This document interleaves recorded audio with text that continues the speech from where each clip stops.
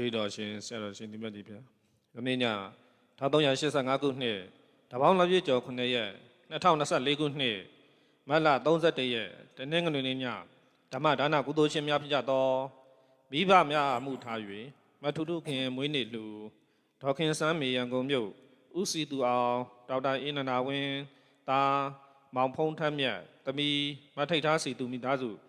နှစ်ဖက်သောမိဘများကိုရည်စူးမှုထား၍ဦးမိုးကျော်ကျော်ဒေါ်နန်းဆန်လိုင်းတာဟယ်ရီကျော်သမီးဗီတိုရီယာကျော်မိသားစုဖခင်ကြီးဦးကျော်တန်းကွယ်လွန်ခြင်း4နှစ်ပြည့်မိခင်ကြီးဒေါခင်ပိုက်ကွယ်လွန်ခြင်း1နှစ်ပြည့်အားရည်စူးလူဒေါ်နှင်းကေတရာဤမွေးနေ့လူဦးညိုဝင်း69နှစ်ပြည့်မွေးနေ့လူဦးတင်ဝင်းဒေါ်နီအမှုထား၍ဒေါက်တာရင်ဝင်းမိုက်ကယ်ရိုဆန်ပရမိသားစုအဖွာကြံကျူးရင်ဥပကြီးဒေါ်ဖုံးချင်းနမ်မတူမြို့ဒေါ်မိုးမူယာနိုင်မိသားစုတို့မှစုပေါင်းဆင်ရင်ကျင်းပပြုလုပ်အပ်သောအွန်လိုင်းဓမ္မသဘင်နှင့်ဆက်လျင်၍ကျေးတော်ရှင်ပါမောက္ခချုပ်ဆရာတော်ဘုရားကြီးမှတရားဒေသနာတော်များဟောကြားချီးမြှင့်ပေးသနာတော်မူပါရန်ဘုရားလေးတော်ခြေတော်ဆုံးဥခိုက်၍ရွေးစွာဆောက်ထားအပ်ပါသည်ဘုရား1385ခုနှစ်တပေါင်းလပြည့်ကျော်9ရက်2024ခုနှစ်မတ်လ31ရက်တနင်္ဂနွေနေ့၌အွန်လိုင်းမှာဟောကြားအပ်သောသံဃာဒုတ္တိဘာဝနာနှင့်သက္ကာကုံတော်9ပါးတရားဒေသနာတော်ဒီကနေ့အပိုင်းတစ်ကစပြီးတော့သံဃာကုံတော်9ပါးအကြောင်းကိုဟောကြားပါမယ်အဲ့တော့သံဃာကုံကိုရသော်ဗျာပါဠိပဲချက်နဲ့ဟောတာလေပါအတွက်ဟောတာလေလို့ဆိုရင်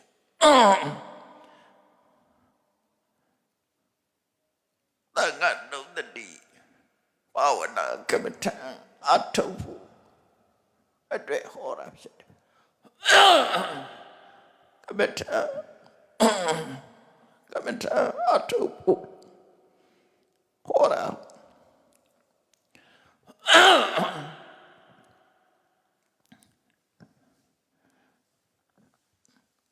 သံဃာဒုတ္တိဘာဝနာကမ္မထံ40တဲ့မှာတစ်ခုပါဝင်ဖြစ်တယ်သံဃာကုံကိုအာယုပြုပြီးတော့ကမ္မထာအထုံးမဲ့ဆိုရင်ရရှိနိုင်တဲ့အကျိုးကျေးဇူးတွေကိုရရှိပြီးနောက်ဆုံးမှာဝိပဿနာကိုယ်လိုက်လို့ရှိရင်ယန္နာစင်တိရောက်နိုင်တယ်အဲ့ဒါကြောင့်မလို့နှမျိုးမှတ်တယ်သံဃာဒုတ္တိဘာဝနာအတွက်သံဃာကုံတော်9ပါးဗုဒ္ဓဒုတ္တိဘာဝနာအတွက်ကဗုဒ္ဓကုံတော်9ပါးဓမ္မဒုတ္တိဘာဝနာအတွက်ကတရားကုံတော်6ပါးလို့အနုတ္တိဘာဝနာကမ္မထာအတွက်ဟောခဲ့တာဖြစ်တယ်အဲ့ဒီအနုတ္တိကမ္မထာနေဟာဘာအတွက်တုံးဆိုလို့ရှိရင်စိတ်ကြည်နူးမှုကိုဖြစ်စေဖို့တခုလူတွေဆိုတာစိတ်ညစ်စရာတွေနဲ့ကြုံတွေ့ကြရတာရှိတယ်အဲ့လိုစိတ်ညစ်စရာတွေနဲ့ကြုံတွေ့တဲ့အခါမှာစိတ်ရှင်လန်းအပ်တဲ့စိတ်ကိုအတွက်ဘုရားကိုအာရုံပြုလို့ရတယ်တရားကုံကိုအာရုံပြုလို့ရတယ်သံဃာကုံကိုအာရုံပြုလို့ရတယ်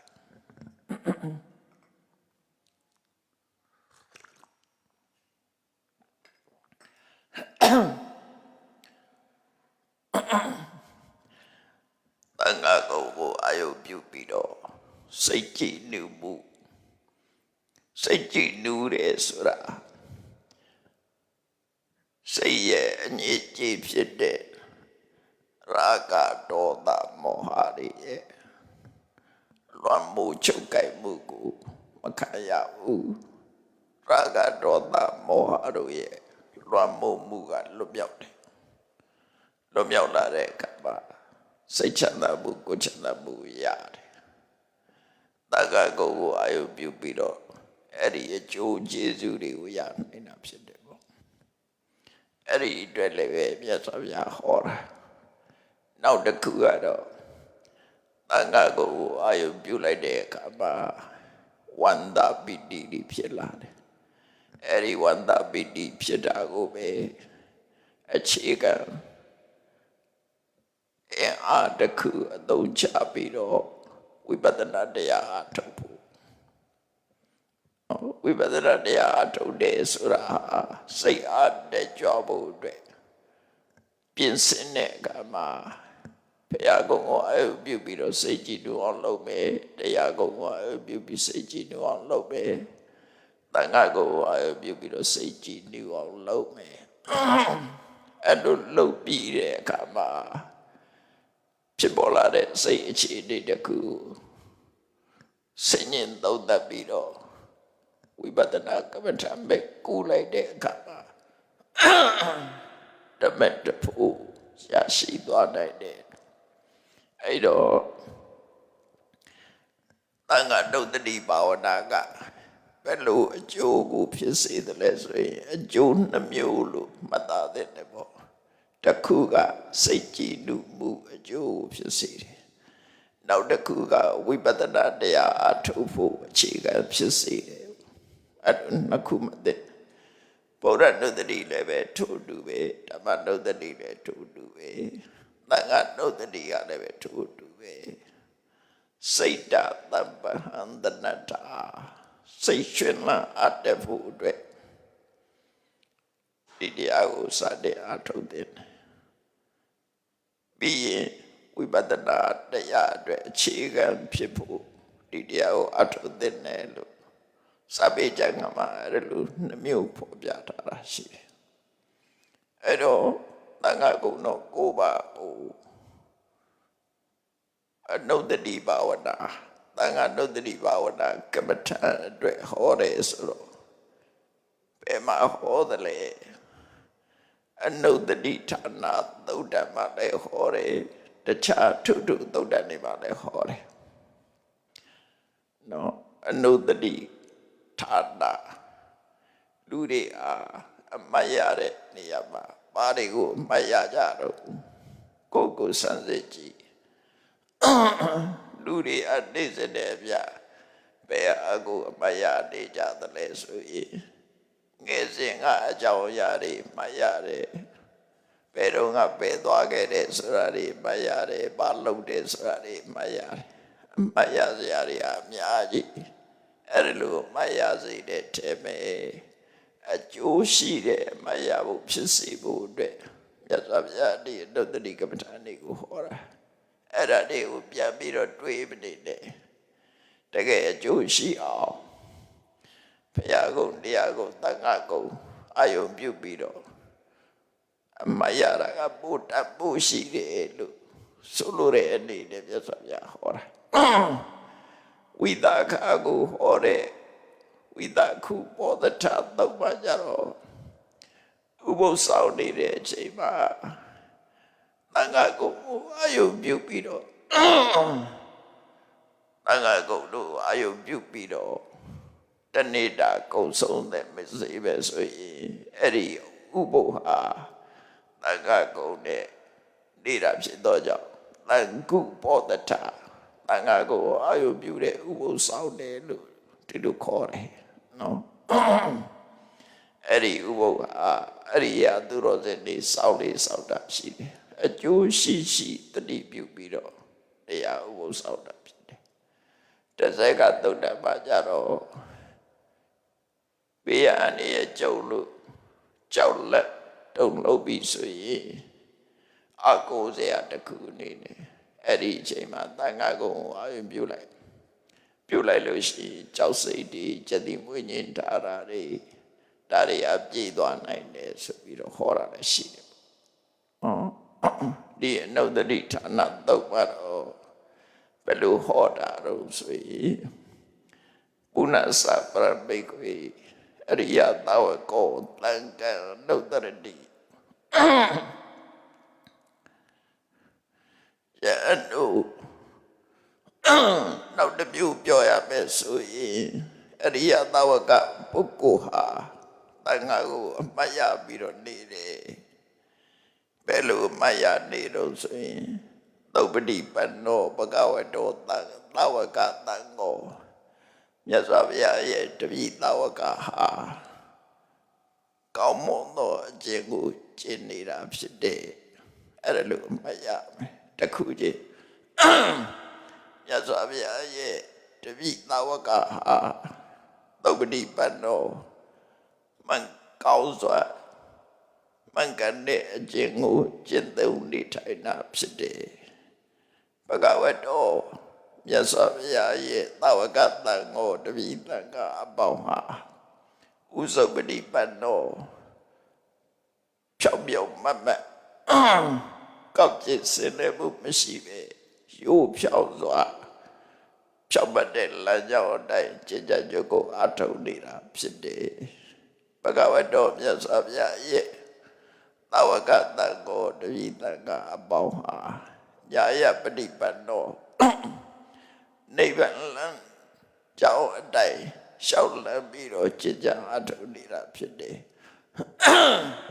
တတိယပြည့်ညာယပฏิပတ်နောလမ်းကြောင်းအမှန်တိုင်းကျင့်ကြံကြုတ်ကိုအားထုတ်နေတာဖြစ်တယ်ဘဂဝတောမြတ်စွာဘုရားရဲ့သာဝကသံဃောတပည့်သံဃာအပေါင်းဟာသာမိစိတ်ပฏิပတ်နောနိဗ္ဗာန်ရောက်ဖို့သင်လျော်တဲ့အကျင့်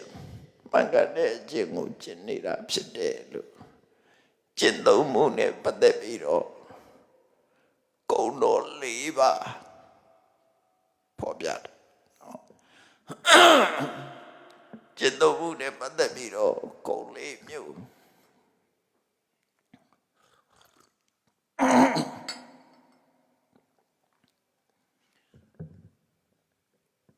သုပ္ပတိပန္နော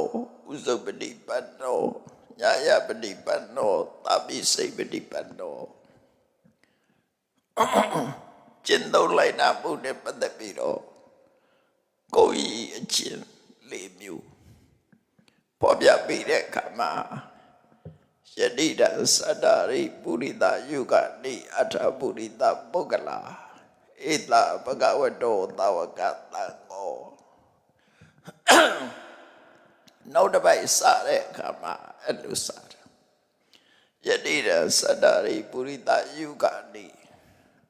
ဆိုတာကမြတ်စွာဘုရားရဲ့တပည့်ဟာအရိယာဖြစ်တဲ့သံဃာဟာအစုံအဖြစ်လေးစုံ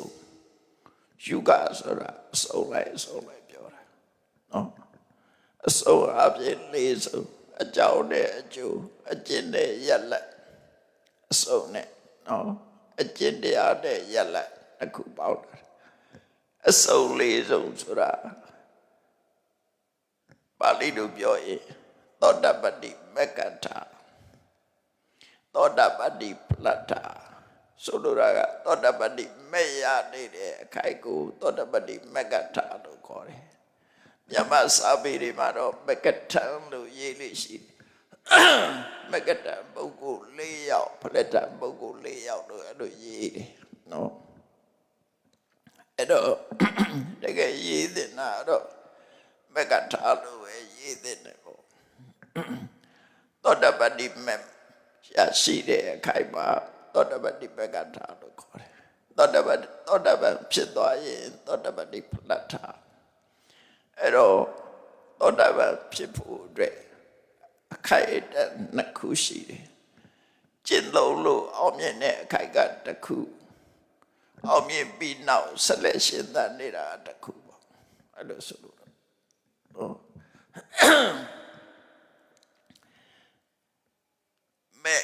မဲ့ဖြစ်တဲ့ခိုင်လေးကသောတပတ္တိမက္ကထာပိုးရောက်သွားပြီးတော့ဘဝတစ်ခုလုံးမှာသောတပတ္တိဖလတ္ထာအဲ့ဒီသောတပတ္တိဖလတ္ထာပုဂ္ဂိုလ်ကြပါသောတပန်ပုဂ္ဂိုလ်လို့ခေါ်တာဖြစ်တယ်နော်သောတပန်ပုဂ္ဂိုလ်လို့ခေါ်တာအဲ့တော့ မကထာပလထဒါကတဆုထို့တူပဲသက္ကာရကပိမကထာသက္ကာရကပိပလထသက္ကာရကပိဖို့သက္ကာရကပိမဲ့ရတဲ့အချိန်လေးကိုမကထာသက္ကာရပိမကထာဖို့ရောက်သွားတဲ့အခါကျတော့သက္ကာရကပိပလထဖို့ရောက်သွားတဲ့ပုဂ္ဂိုလ်ကိုသက္ကာရကပုဂ္ဂိုလ်လို့ခေါ်တယ်မဲ့အခိုင်မခေါ်သေးဘူးတကယ်တော့အချိန်မှန်လေးတစ်ခုသာကွာတာပါစိတ်တက္ကနာလေးတစ်ခုပဲကွာတာအဲ့ဒါကတစုံနောက်တတိယတစုံကအနာဂါမိမကထာအနာဂါမိပတ္တအနာဂါမိမကူရတဲ့ခိုက်တန်လေးကအနာဂါမိမကထာဖို့ရတဲ့အခိုက်တန်ကြတော့အနာဂါမိပတ္တအနာဂါမိပတ္တကိုအနာဂါပုဂ္ဂိုလ်လို့ခေါ်တာဖြစ်တယ်နော်အဲ့ဒါကတစုံ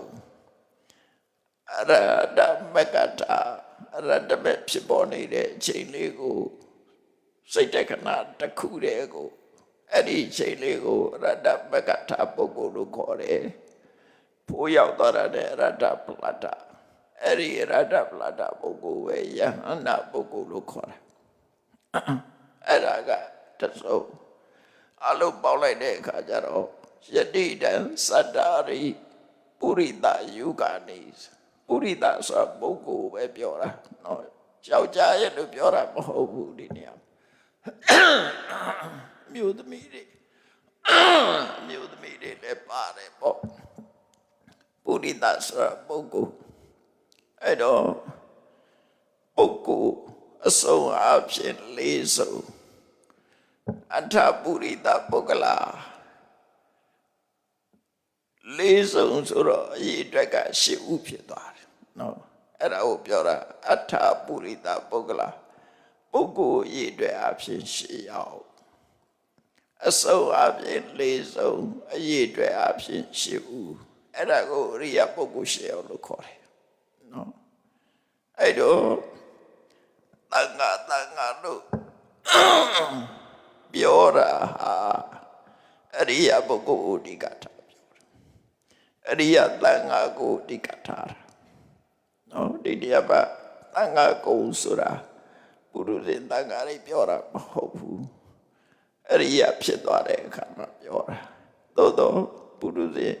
ဘဝနဲ့ကျင့်သုံးနေတိုင်းပဲဆိုရင်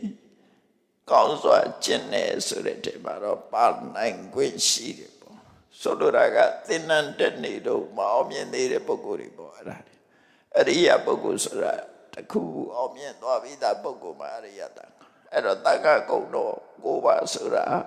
ပုထုဇဉ်တက္ကတွေကိုပြောတာမဟုတ်ဘူးအရိယတက္ကတွေကိုပြောတာ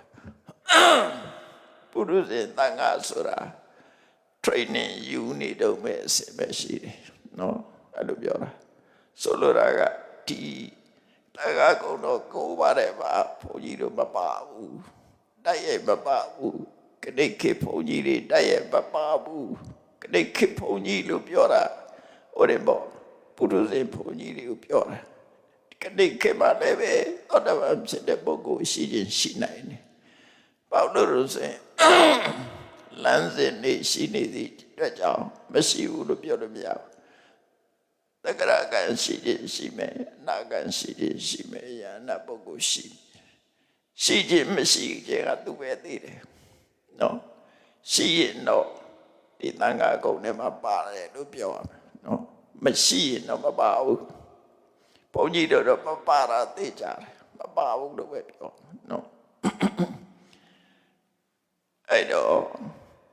သံဃာကုံဟာတကယ်တော့အရိယပုဂ္ဂိုလ်တွေကိုညှိညွှန်ထားတဲ့သံဃာကျင့်စဉ်ကိုကျင့်လို့အစင်မြင့်သွားတဲ့ပုဂ္ဂိုလ်တွေကိုညှိဒါကြောင့်မို့လို့အထက်ကရာတွေကြတော့ပါရထားတယ်အရိယသံဃာခုနာအနုတ္တရိတ္တပါဒီကုံတော့ကိုယ်ပါနဲ့အောက်မေ့တယ်ဆိုတာအရိယသံဃာတွေကိုပြောတာလို့သေသေးချာချာဖွင့်ဆိုထားတာရှိတယ်နော် ပုထုဇဏနဲ့အရိယာနှစ်ခုရှိတယ်ပုထုဇဉ်တွေကတော့လူထွက်ခြင်းလဲထွက်တာနော်တုံးလဘယဟန်တို့ပဲတူတူပဲဝလိုက်ထွက်လိုက်လူထွက်ခြင်းလဲထွက်မှာဆိုတော့သာဝရမဟုတ်ကြဘူးဟုတ်ပုထုဇဉ်တွေမပါဘူးအရိယာပုဂ္ဂိုလ်တွေမြေခိုင်သွားတဲ့အရိယာပုဂ္ဂိုလ်တွေပဲပါတယ်အဲ့တော့ဒီမှာဆိုလိုတာကဒါကဂုဏ်တော်မဟုတ်သေးဘူးသံဃာရဲ့အရေးအတွက်ကိုဖော်ပြတာယတိတံသတ္တရိပုရိသယုဂာတိအစုံအဖြစ်လေးစုံအထပုရိသပုဂ္ဂလအရေးအတွက်အဖြစ်ရှေ့ရောက်လို့ဆိုရတဲ့ဧဘဂဝတောမြတ်စွာဘုရားရဲ့ဧတသဝကသံဃောဤရိယရှေ့ရောက်ဆိုတဲ့ပုဂ္ဂိုလ်သည်သဝကသံဃာသည်အာဟုနေယောအဝေကဆောက်ယူလာတဲ့ပစ္စည်းကိုလက်ခံတိုက်တဲ့ခံယူတိုက်တဲ့ပုဂ္ဂိုလ်ဖြစ်တယ်။ပါဟုနေယောဧည့်သည်တွေကိုအခက်မုတ်ထားတဲ့ပစ္စည်းကိုလက်ခံတိုက်တယ်။တခိနေယောတစုံတစ်ခုကိုရည်စူးပြီးတော့လှူတဲ့လူမျိုးကိုလက်ခံတိုက်သူဖြစ်တယ်။အင်္ဇလိကရဏီယောလက်အုပ်ချီတိုက်တယ်။လောကတလောကရဲ့အတုတ္တရအကောင်းဆုံးဖြစ်တဲ့ပုညခိတကုသိုလ်စိုက်ပျိုးရာလေပြီဖြစ်တဲ့ဟောအာဟုနေယောပါဟုနေယောတခိနေယောဣဇလိကရဏီယောအနုတ္တရပုညခိတလောကတအဲ့ဒီက5ခုနော်ခုနရှိပိုင်းက4ခုပေါက်လိုက်တဲ့အခါသံဃာကုံတော်9ပါးလို့ပြောတာနော်ကုံတော်9ပါးအဲ့ဒီသံဃာဆိုတာပဲအဲ့ဒီတော့ဆိုတာကိုယတိတံသတ္တရိပုရိသယုဂနိအတ္တပုရိသပုဂ္ဂလဧတဘဂဝတောသဝကသံဃောအဲ့တော့ဒီနေရာမှာထပ်ပြီးတော့ပြောရမယ်ဆိုလို့ရှိရင်နောက်ပိုင်းကုံတော်5ပါးထဲမှာပုထုဇဉ်လုံးဝမပါဘူးဆိုတာကိုဖော်ပြတာရှေ့ပိုင်းမှာတော့အစုံအဖြစ်၄စုံ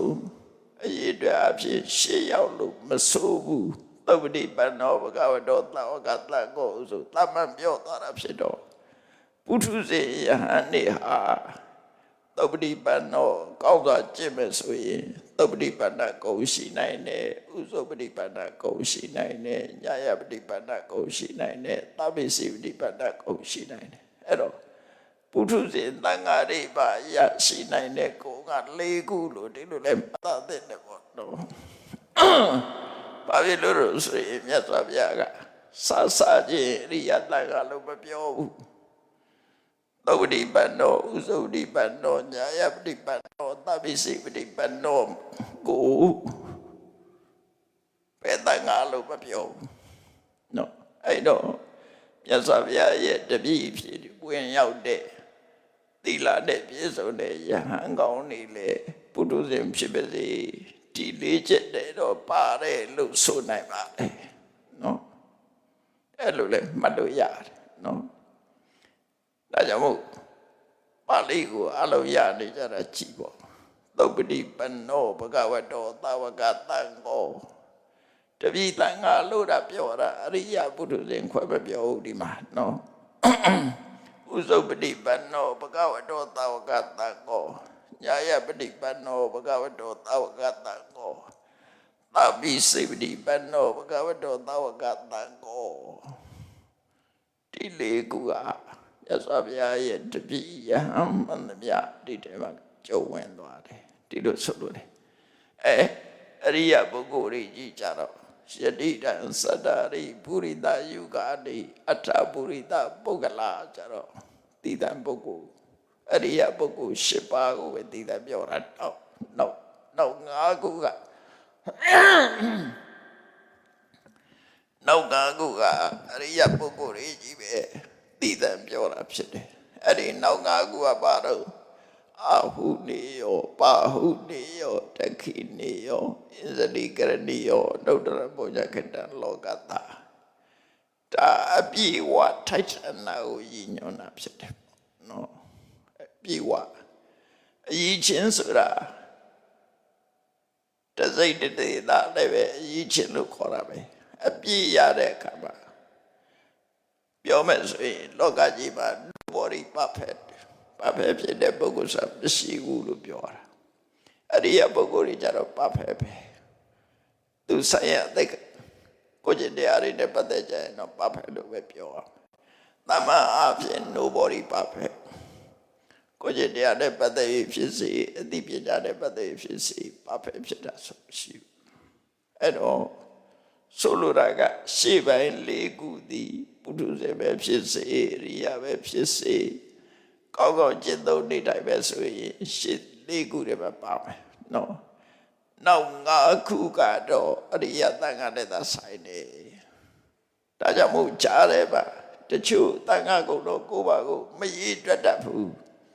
ဘာလို့မရေတွက်တတ်တာတော့ဆိုရင်ကြားတယ်မှာယတိရံသတ္တရိပုရိသယုဂာနိအတ္တပုရိသပုဂ္ဂလာပါနေတာပါဠိကိုမကြွကျင်လို့ရှိရင်အဲ့ဒါကိုကုံတော်တစ်ခုထင်နေတယ်ကုံတော်တစ်ခုထင်မရေတွက်တတ်တဲ့ဖြစ်နေတယ်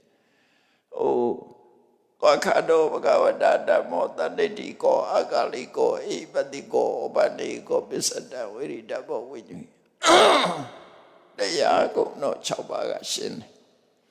ဘုရားကုံတော်9ပါးလည်းရှင်းရှင်းလေးပဲတစ်ခုစီ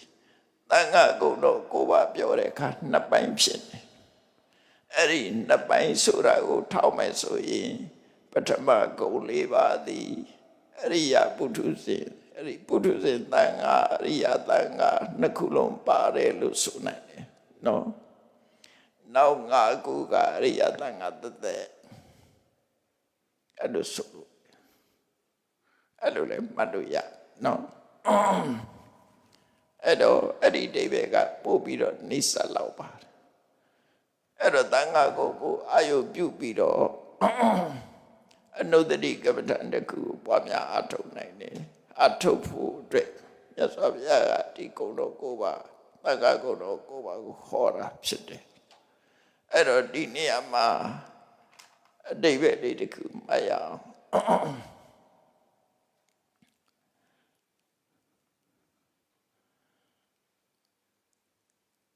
သုပ္ပတိပန္နောဘဂဝတောသဝကတံကောဆိုတဲ့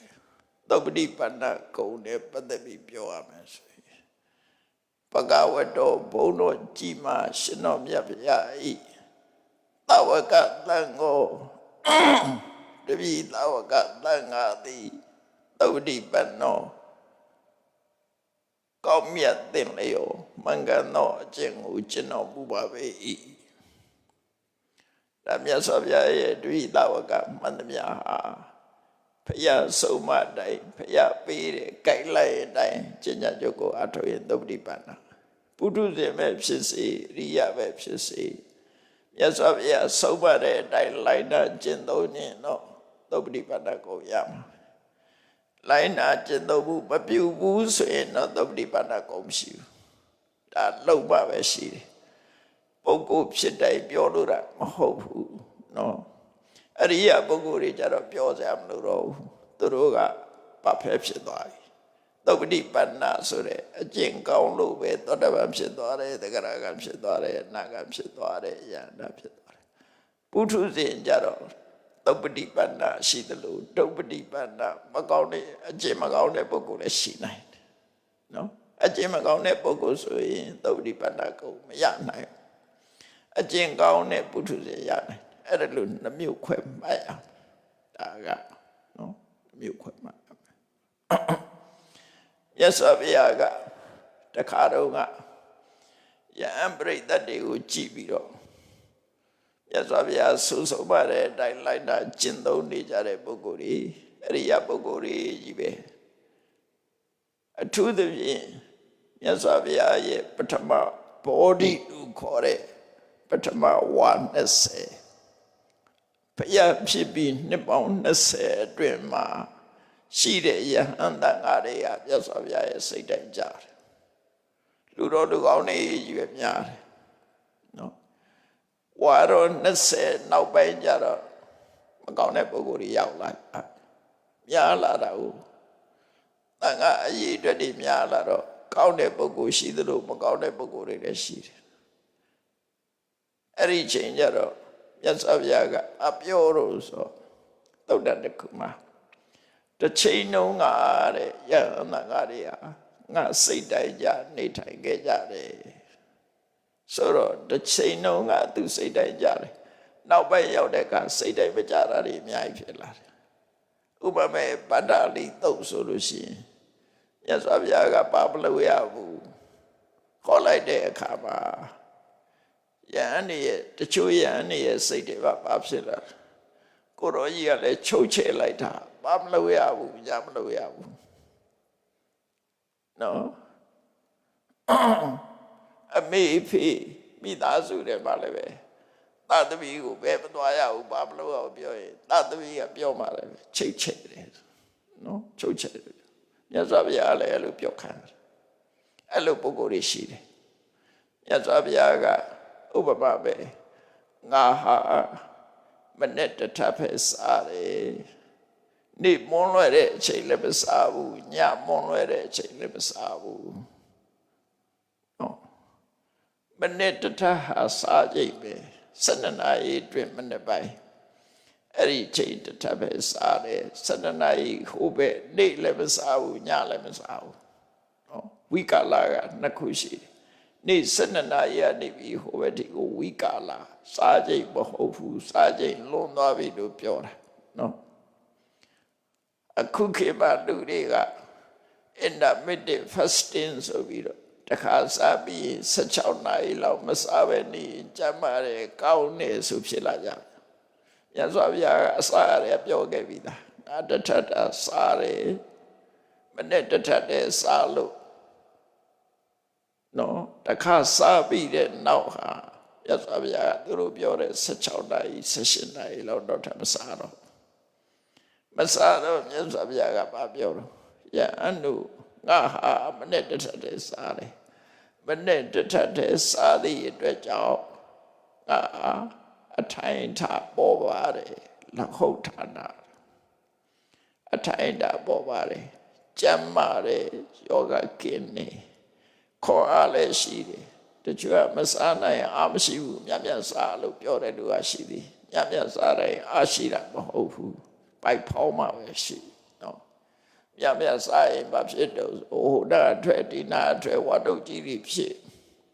အစီတွေပို့ဒုက္ခတွေရောက်မြတ်မြတ်စားတယ်ကောင်းတာမဟုတ်ဘူးနော်အဲကြောင့်မို့တချို့ကမြတ်မြတ်စားနိုင်မှအားရှိဩသေးတာအဲ့တို့ကလည်းအဲ့လိုမဟုတ်ဘူးနော်အစားစားတိုင်းအားရှိတာမဟုတ်ဘူးတချို့စားစားတွေကလူကိုအကျိုးမပြုပဲတဲ့အပိုးတွေဖြစ်နေနော်ခန္ဓာကိုယ်တွေမှာပို့သွားတယ်အဲ့ဒီပို့သွားတဲ့စားစားတွေကြောင့်မလို့တော့ကြအစီချရတယ်ကစားအကစားရတယ်ဂျင်းဆော်ရတယ်အပိုးလုံးတွေလုံးကုန်ကြစားကြနာတွေနင်ကန်စားလို့ဖြစ်တာမြတ်စွာဘုရားကဟောတာငါတထပ်တယ်ပဲစားတယ်တဲ့မနဲ့တထပ်ဆိုတထပ်တယ်စားတယ်ဆိုတာတစ်ကြိမ်နဲ့စားတယ်လို့ပြောတာမဟုတ်ဘူးနော်မနဲ့ပိုင်းတစ်ကြိမ်ပဲစားတယ်ပြောတာအဲ့တော့မွန်းလွဲကနှစ်ခုရှိတယ်ဒီဝဝိကာလရတ္တိဝိကာလ12နာရီကိုပဲကြော်စားတာကဒီဝဝိကာလပေါ်ဇတာဆို12နာရီကြော်သွားရင်ဝိကာလပဲစားရမယ့်အချိန်မဟုတ်တော့ညကြစားတာကရတ္တိဝိကာလလောကအိန္ဒိယထုတ်တဲ့ဇေလာလူတွေဟာမနဲ့စားဖို့ဖြစ်တယ်လို့စားတယ်နေ့လည်းပဲကြုံတာလေးနဲ့စားတယ်မြမပြေလူတွေလည်းအဲ့လိုပဲထင်ပါတယ်မနဲ့ဖြစ်တာလေးကော်ဖီလေးတောက်မုန့်လေးစားတော့လည်းမစားညကြမှာလူတွေကချက်ပြုတ်ပြီးတော့အေးစီစီအကောင်းဆုံးစားကြတယ်အင်္ဂလိပ်လိုတော့ breakfast ရဲ့supper dinner ရဲ့ supper ရဲ့ရှိတယ်သုံးညိမ်ရှိတာနော်ညစာစားပွဲကြတော့ပိုကြီးကျယ်တယ်မဟုတ်လားညစာစားပွဲဆိုပိုကြီးကျယ်အဲ့တော့မြတ်စွာဘုရားကယဟန်တွေကိုငါမနဲ့တထပ်စားတယ်မင်းတို့လည်းတထပ်စားဆိုတော့တချို့ကိုယ်တော်တွေကဘယ်လိုတွေးတော့ ဒီကိုယ်တော်ကြီးကချုပ်ချယ်လိုက်တာငါတို့တော့မနေနိုင်ဘူးအကောင်းဆုံးညဆိုတာစားလို့အကောင်းဆုံးပဲဗတ်တယ်အောင်စားအိပ်ရမှာဝါဝလင်းလင်းစားပြီးအိပ်ရမှာအဲ့ဒီစားလို့ကောင်းတဲ့အချိန်မှမစားရဘူးလို့လာပြောတာဒါသက်ချုပ်ချယ်တာပဲချုပ်ကိုယ်တော်ကြီးပြောတယ်နော်မြတ်စွာဘုရားကိုအဲ့လိုဥရဟိဆိုတဲ့ယဟန်ကြီးကမြတ်စွာဘုရားကညမစားရဘူးဆိုတော့သူကတော့မနေနိုင်ဘူးတဲ့ညလည်းစားပါပဲဆိုရင်ညကြရဲ့ဆုံးကထွက်တယ်သူကညကြီးဆုံးကထွက်တာဆုံးကထွက်ပြီးတော့ရတဲ့ဆုံးစားလူတွေကညအခါမှာစားတော့အကောင်းကြီးစားတော့ပြီးတော့အဲ့ကြတာဟုတ်အဲ့ဒီလူတွေထမင်းစားတဲ့အချိန်လေးကိုသူကဆုံးကထွက်တာရလဲရပုံရပါတယ်တရက်ကြတော့သူဘာနဲ့တိုးလို့ဆိုညဆိုတာမောင်းနေပြီလေမောင်းနေတော့ညစာစားတဲ့မိသားစုအိမ်တဲ့အိမ်က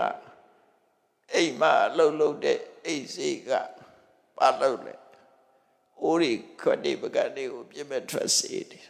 အဲ့ဒီနေညကဘာဖြစ်တော့ဆိုမိုးရွာတော့မလို့ပိုးကြီးကမောင်းကြလာတယ်ရှက်စီးတွေကလက်နော်မိုးရိချိန်ပြီးရှက်စီးလက်နေတယ်အဲ့ဒီကိုရောကြီးကအဲ့ဒီအိုးခွက်ပကတိစေးနေတယ်လာပြီးတော့အဲ့ဒီအိုးခွက်စေးနေတယ်နာလာပြီးတော့ဆွန်လာရတာဆွန်ခံတာဆွန်ကန်တော့မောင်ကြီးမဲမဲဟိုမှာကြောက်လန့်ပြင်းမဲ့ထွက်အိုးစေးနေတာသူကနာနာမှာပဲကြီးလာရတယ်ရှက်စီးလက်တဲ့အခါကျတော့ကိုရောကြီးမြင်လိုက်တော့ဘုံမေဝတ္တပိသဆာလမ်းပြီးတော့អော်လိုက်တာအပလေးသေးကြီးဆိုပြီးတော့အိုခွက်စေးတဲ့အမျိုးသမီးကလန့်ပေါ့ဆိုတဲ့အကြောင်းတကုလူတိုင်းတို့တုတ်တက်နေမှာရှိတယ်မတန်ရှိတယ်နော်စာပေထဲမှာပါတယ်အဲ့ဒီလိုအခက်အခဲတွေတွေ့တယ်တခါတရံကြတော့ညဆိုတော့လွတ်လာတဲ့စင်တွေရှိတယ်လွတ်လာတဲ့မြင်းတွေရှိတယ်အဲ့ဒါတွေနဲ့လည်းတိုးတယ်တခါတရံကြတော့သခိုးတွေနဲ့တိုးတယ်အဲ့ဒီကိုတော့ညဆုံးခါရတဲ့ဒုက္ခမတည့်ဘူးဆိုတာကိုသူကနောက်တော့ဘုရားရှောက်ပြပြီးတော့တပည့်တော်ဟာညစာစားခြင်းလို့ဆုံးခံရတာအခက်အခဲမျိုးစုံနဲ့ကြုံခဲ့ရတယ်နောက်ကြတော့ညစာကိုရှောင်လိုက်တော့အဲ့ဒီဒုက္ခတွေမရှိတော့ပါဘူးဆိုပြီးဘုရားကိုပြန်လျှောက်တယ်သူကအလိုနော်အဲ့လိုအဲ့ဒီတော့တာရှိတယ်အဲ့တော့ကိတာဂိရိကယဟန်နေဆိုရင်မြတ်စွာဘုရားကဘယ်နဲ့ပဲစားကြဝိကလအချိန်နေ့ကမစားကြတဲ့ညလည်းမစားကြတဲ့ဆိုတော့အဲ့ဒီကိုရောတွေကလည်းပြောတယ်တို့ကတော့မနေနိုင်ဘူးညလည်းစားမှာပဲမုံလွယ်တဲ့အချိန်လည်းစားမှာပဲဆိုစားကြတာအဲ့ဒီလိုတို့ကတော့စားမှာပဲလို့ပြောတော့ယနေ့ကမြတ်စွာဘုရားသွားလျှောက်တယ်ကိတာဂိရိကကိုရောတွေကမြတ်စွာဘုရားကနေမစားရဘူးဘယ်နဲ့တစ်ချိန်ပဲစားဆိုတော့သူတို့ကတော့နေလည်းစားပါပဲညလည်းစားပါပဲလို့ပြောတယ်တဲ့မြတ်စွာဘုရားလိုက်ကိုစကားကိုမလိုက်နာဘူးလို့ဆိုမြတ်စွာဘုရားခေါ်ခဲ့တာအဲ့ဒီကိုတော့လေခေါ်ခဲ့တာဆိုတော့ခေါ်တာမင်းတို့အဲ့လိုပြောတာဟုတ်သလားဆိုဟုတ်ပါတယ်အဲ့မှာမြတ်စွာဘုရားအဆုံးမသူတို့နော်ငါဟာအကျိုးမရှိပဲနဲ့ဘယ်တော့မှမပြောဘူးအကျိုးရှိလို့ပြောတာဖြစ်တယ်လောကမှာမနေ့စာတစ်ခုတည်းစားခြင်းအပြင်ကျမကြီးပို့ကောင်းတယ်ဆိုတာအကျိုးရှိတယ်နော်အဲ့ဒီအကျိုးရှိလို့ငါပြောတာအကျိုးမရှိမပြောဘူးအဲ့ဒါကြောင့်ငါပြောတဲ့အတိုင်းလိုက်နာသင့်တယ်ပေါ့မြတ်စွာဘုရားတရားဟောတာတရားဟောပြီးတော့သူတို့ဘာပြောတော့ဆိုဒုပ္ပတိပဏ္ဏထာဘိက္ခဝေမင်းတို့ကငါပြောတာနားမထောင်ဘူးအတော်ကိုထောလောကလာမကောင်းတဲ့အကျင့်ကျင့်တဲ့ပုဂ္ဂိုလ်တွေပဲလို့မြတ်စွာဘုရားကဆိုမြည်ထားတဲ့ကိတဂိရိသုတ်တံဆိုတာရှိတယ်နော်အဲ့ဒီကိုရောတွေလည်းဆိုပါတယ်ခုခေတ်ကိုရောတွေလည်းတော့ဆိုသေးတယ်နော်ဆိုရတယ်ရှိတယ်ရှေးခေတ်ကလည်းအဲ့လိုမြတ်စွာဘုရားစကားနားမထောင်လို့ သုပ္ပတိပန္နာကောင်းသောအကျင့်ကိုမကျင့်မဲနဲ့ထုပ္ပတိပန္နာမဟုတ်တဲ့အကျင့်တွေကိုကျင့်တဲ့ပုဂ္ဂိုလ်တွေရှိခဲ့တယ်ဆိုတာလောကမှာလူတွေရှိနေတဲ့ဗျာကလပတ်လုံးလူဆိုးတခိုးကြဖို့ရှိပါပဲလူကောင်းရှိသလိုလူဆိုးတခိုးကြဖို့လည်းရှိပါပဲဘယ်ခေတ်မှဒီသုက္ကကာလကြီးပါဆိုဘယ်ခေတ်မှမဆိုဘယ်နိုင်ငံမှမဆိုလူဆိုးတော့ရှိတာကောင်းသူမကောင်းသူနှစ်ခုရှိတာဒီပဲနော်မကောင်းတဲ့ပုဂ္ဂိုလ်ကောင်းတဲ့ပုဂ္ဂိုလ်ရော့ထွေးနေမှာပဲသို့တော့ကောင်းတဲ့ပုဂ္ဂိုလ်များလာရင်ခေတ်ကောင်းလို့ပြောရတယ်မကောင်းတဲ့ပုဂ္ဂိုလ်တွေများလာတဲ့အခါဥယျာဉ်ကိုကြည့်ပြီးတော့ဆိုရတယ်ခေတ်ဆိုးလို့ပြောရတာဖြစ်တယ်အကောင်းနဲ့အဆိုးကတော့ရောနေပါပဲနော်အဲ့တော့ရဟန်းတွေနဲ့ပတ်သက်ပြီးမြတ်စွာဘုရားဆိုမှထားတဲ့သုတ်တန်တွေများစွာရှိတယ်သာသနာတော်နဲ့ပတ်သက်ပြီးတော့မြတ်စွာဘုရားရဲ့ပထမဝါဒ10ပထမဘောဓိအတွင်းမှာရဟန်းသားတွေဟာဘုရားပြောဟောတဲ့တိုက်လိုက်တာကျင့်သုံးပြီးတော့အမတန်မှစိတ်ချမ်းသာဖွယ်ကောင်းတယ်ဝါ20ကျော်လာတော့နောက်မှဝင်လာတဲ့ပုဂ္ဂိုလ်တွေကအပြောခဲ့အဆိုခဲ့ကိုလိုကန့်လန့်နော်နာမထောင်စကားနာမထောင်တဲ့ပုဂ္ဂိုလ်တွေအားရှိလာအဲ့တော့မြတ်စွာဘုရားတပည့်တဲ့သာရှိတာလားဆိုအဲ့နိုင်မှရှိတယ်လေမိဘတွေလည်းပဲအဲ့ဒါညီးနေကြတာပဲကလေးတွေအပြောမကောင်းနော်ခေါင်းဆောင်တွေကလည်းညီးနေကြတာပဲနောက်လိုက်တွေပြောမကောင်းအလုပ်သမားတွေပြောလို့မကောင်းအဲ့တော့ပြောကောင်းတဲ့ခေတ်ပြောမကောင်းတဲ့ခေတ်စားပြောကောင်းသူပြောမကောင်းသူစားအမြဲတမ်းရှိနေမှာပဲဖြစ်တယ်ပေါ့အဲ့ဒီမှာသုပ္ပတိပန္နာစာပြောတဲ့အတိုင်းလိုက်နာပြီးတော့จิตသုံးနေနာကောင်းတယ်လို့ခေါ်တာပေါ့စကားနာထောင်တယ်အဲ့ဒါကြောင့်မို့ဒီနေရာမှာသာဝကဆိုတာဘာလို့ဆိုလို့ရှိရင်မြတ်စွာဘုရားရဲ့အဆုံးအမဩဝါဒကိုတလေးတစနာထောင်တတ်တဲ့ပုဂ္ဂိုလ်ကိုသာဝကလို့ခေါ်တယ်နာထောင်သူစကားနာထောင်သူသာဝကနော်မြတ်စွာဘုရားပပလို့တော့တပည့်လို့ပြောတာပေါ့ခုခေတ်ကတပည့်ဆိုတဲ့နာထောင်တာမဟုတ်ဘူးလေသာဝကဆိုတဲ့စကားလုံးကတလေးတစအဆုံးမစကားကိုနာထောင်သူကိုသာဝကလို့ခေါ်တယ်နော်မြန်မာလူပြန်တော့တပည့်လို့ပြန်တယ်တန်ခါဆိုတာကြတော့အပေါင်းအစုဘယ်လိုပေါင်းတာတော့ဆိုတော့အမြင်ချင်းတူရမယ်ကိုချင်းသီလချင်းတူရမယ်အမြင်တူအကျင့်တူအမြင်တူကိုချင်းတရားတူတဲ့ပုဂ္ဂိုလ်ရဲ့အပေါင်းလို့ဆိုအဲ့ဒီနှစ်ခုနဲ့ပေါင်းစပ်တာခံယူချက်ချင်းတူတယ်ကိုချင်းတရားချင်းတူကြတယ်အဲ့ဒီနှစ်ခုနဲ့ပေါင်းစပ်ထားတဲ့ဒါကိုသံဃာလို့ခေါ်တာပဲနော်တခြားတူတာကိုပြောတော့မဟုတ်သင်္ဃာညိုရောက်ဝါရောက်ဝအတိရောက်ဘာမှစားတူရမှာပါတော့အမြင်နဲ့အယူဆတူရပဲကိုချင်းသီလတူရမယ်အဲ့ဒီတူနှစ်ခုနဲ့ပေါင်းစပ်တာမှသံဃာလို့ခေါ်တာသံဃာရဲ့အဓိပ္ပာယ်သံဃာဆိုတာအစုအပေါင်းအဖွဲ့အသင်းအဲ့လိုအဓိပ္ပာယ်ရတယ်ဘုန်းကြီးတစ်ပါးတည်းကိုသံဃာလို့မခေါ်ဘူး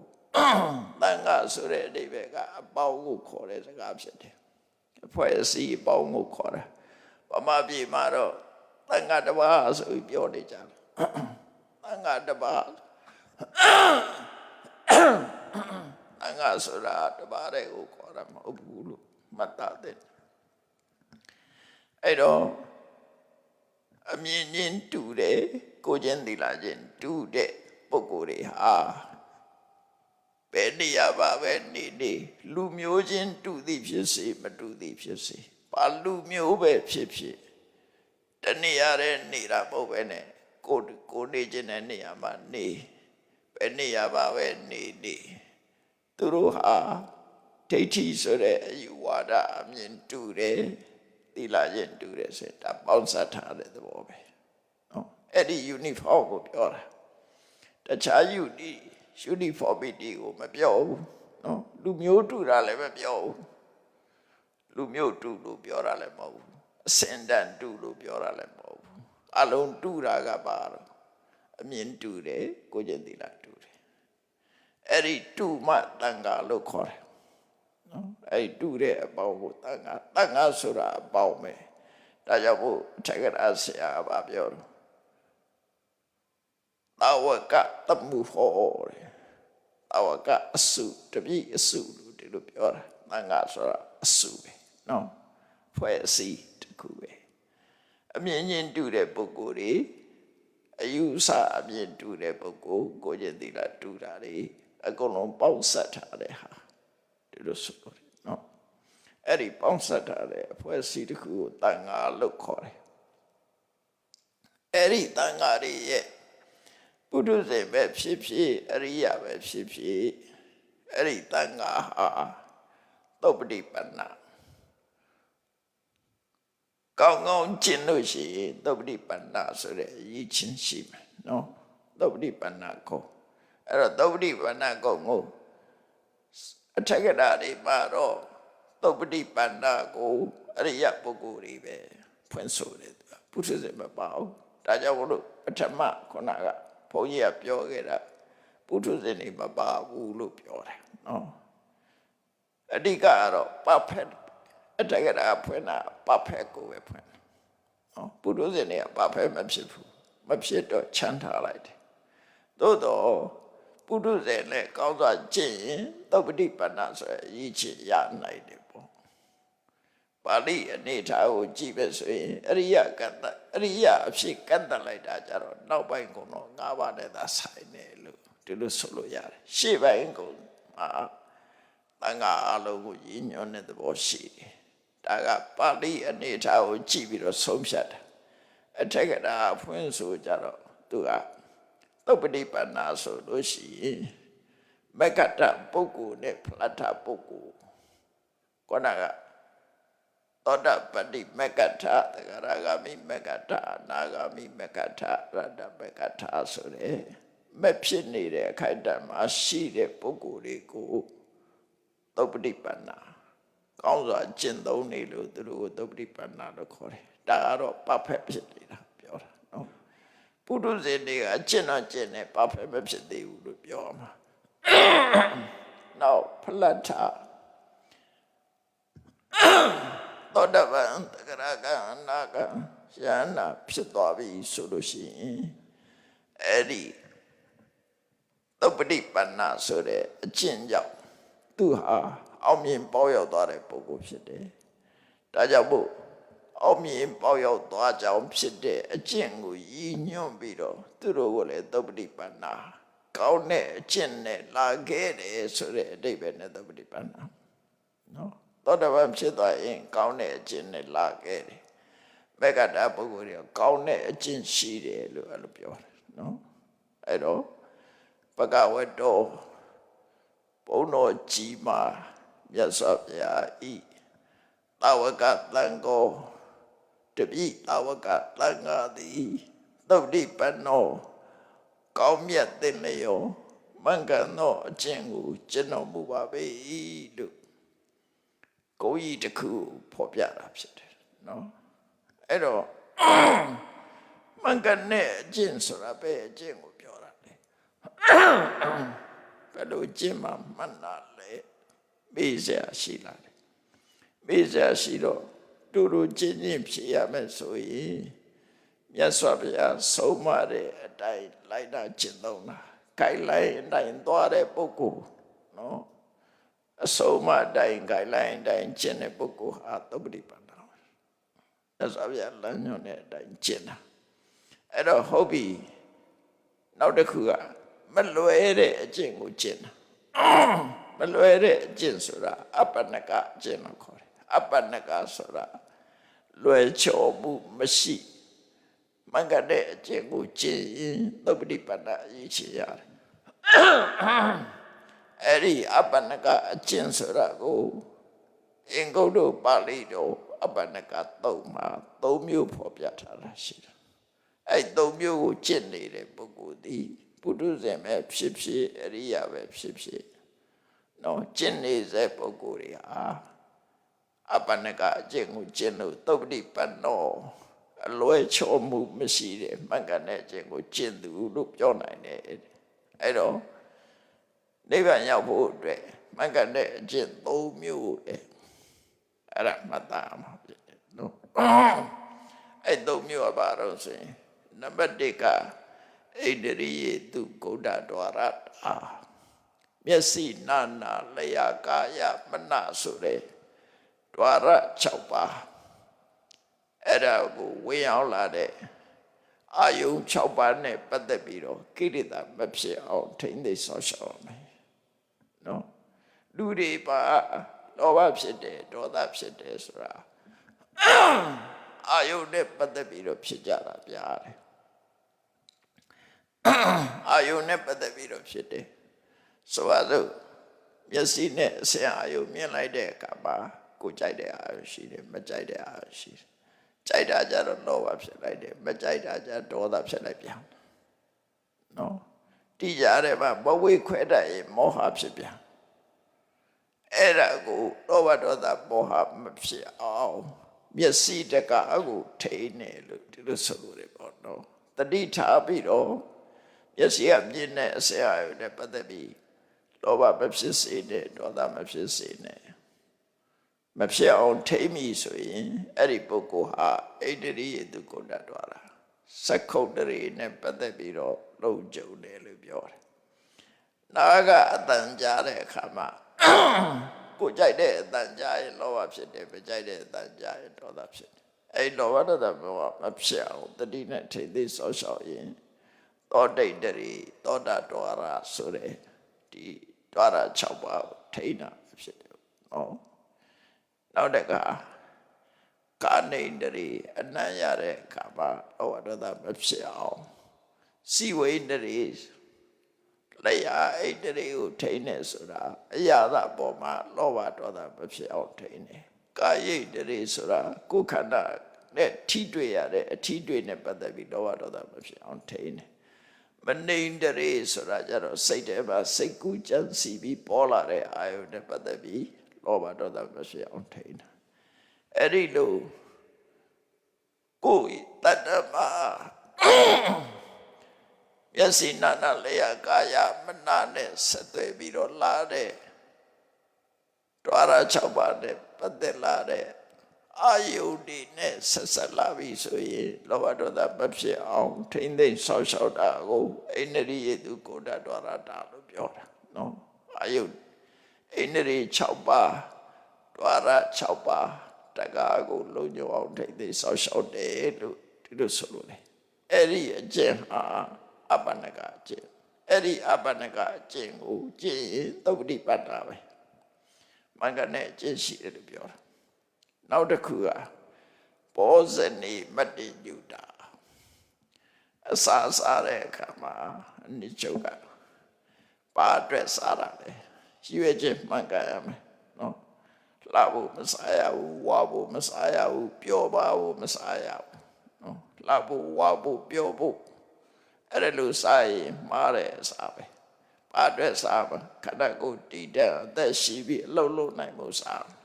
ဆိုလိုတာအစားတာအသက်ရှိဖို့ခန္ဓာကိုယ်တည်တတ်ဖို့အဲ့အတွက်စားအဲ့ဒီလိုတည်တဲ့အသိနဲ့စားတာဘောဇနိမတ္တိညုတာနောက်တစ်ခုကပါတော့စားရခြင်းရဲ့အကျိုးသက်ရှိဖို့ခန္ဓာကိုယ်တည်တတ်ဖို့ဟုတ်ပြီနောက်စားတဲ့နာနဲ့မစားတဲ့အစာကိုယ်နဲ့တဲ့နေရောမှုရှိမရှိကိုစဉ်းစားသိတဲ့ပညာအဲ့ဒါကကိုယ်နဲ့တပ္ပယဖြစ်တဲ့တပ္ပယမဖြစ်ဘူးဆိုတာကိုသိရမယ်အဲ့ဒီပညာတဲ့ဘောဇနိမတ္တိညုတာနောက်တစ်ခုကစားတဲ့အစာပဲဖြစ်ပါစေကိုယ်စားရမယ်အတိုင်းတာပမာဏနဲ့မပို့ရဘူးတချို့ကကြက်ရင်တဝါတစ်ပြည့်စားတယ်ဒူရင်သည့်တောင်တစ်လုံးလုံးကိုအောင်စားတယ်ဆိုတာရှိတယ်နော်တင်းញင်းသည့်တွေကိုတတဲလောက်ကိုအောင်စားတယ်လို့လည်းရှိတယ်ကြိုက်ပြီဆိုလို့ရှိရင်တော့ရေခဲမုတ်တော့မှပဲအစိမ့်30စားတယ်လူရှိတယ်နော်ကြားဘူးတာကိုပြောတာတယောက်တည်းနဲ့စားတာမျိုးတွေရှိတယ်အဲ့တော့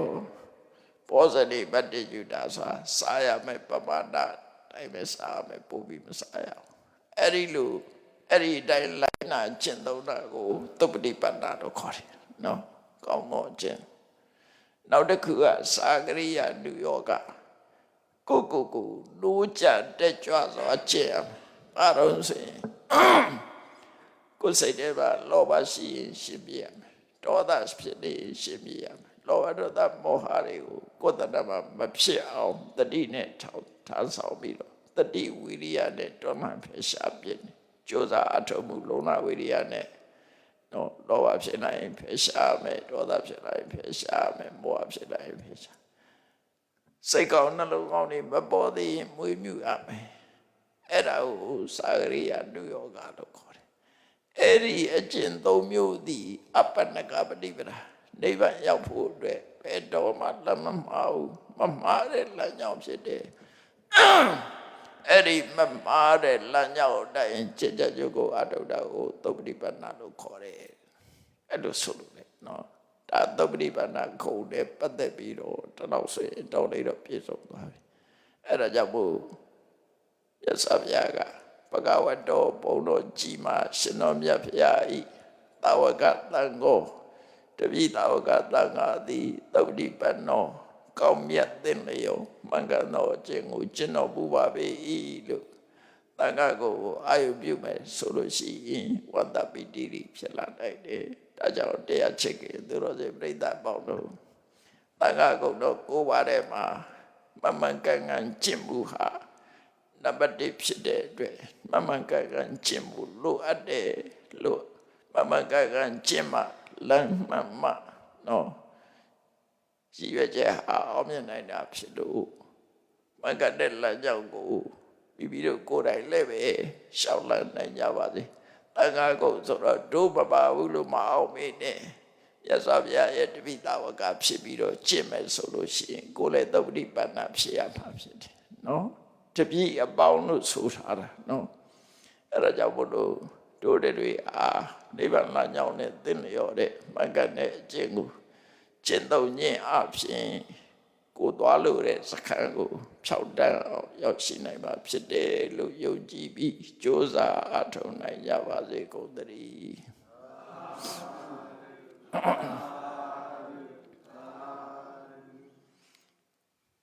ရှိစေချာ